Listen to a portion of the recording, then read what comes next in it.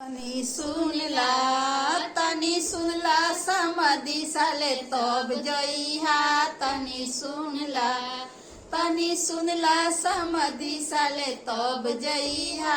तनी सुनला तोहर खेतवा निकल गल चकबंदी में, तोहे हैया चापस ठंडी में। तोहर बहिनी भाग गईली सब्जी मंडी में। तनी सुनला समाधि साले तब जइहा। तनी सुनला समाधि साले तब जइहा। तनी सुनला बरतियवा साले तब जइहा। तनी सुनला बरतियवा साले तब जइहा। तनी सुनला तोहर खेतवा निकल गल चकबंदी में, तोहे हैया चापस ठंडी में। तोहर बहिनी भाग गई सब्जी मंडी में। तनी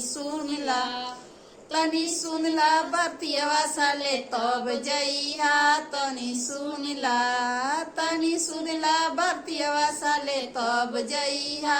तनी सुनला अगुआ साले तब जइहा। तनी सुनला अगुआ साले तब जइहा। तनी सुनला तोहर खेतवा निकल गल चकबंदी में, तोहे हैया चापस ठंडी में। तोहर बहिनी भागी गई सब्जी मंडी में। तनी सुनला अगुआ साले तब जइहा। तनी सुनला अगुआ साले तब जइहा। तनी सुनला देवर साले तब जइहा। तनी सुनला देवर साले तब जइहा। तनी सुनला तोहर खेतवा निकल गल चकबंदी में, तोहे हैया चापस ठंडी में। तोहर बहिनी भागी गई सब्जी मंडी में। तनी सुनला देवर साले तब जइहा। तनी सुनला देवर साले तब जइहा। तनी सुनला पंडित साले तब जइहा। तनी सुनला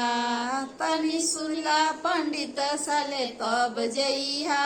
तनी सुनला तोहर खेतवा निकल गल चकबंदी में, तोहे हैया चापस ठंडी में। तोहर बहिनी भागी गई ठंडी में। तनी सुनला पंडित साले तब जइहा। तनी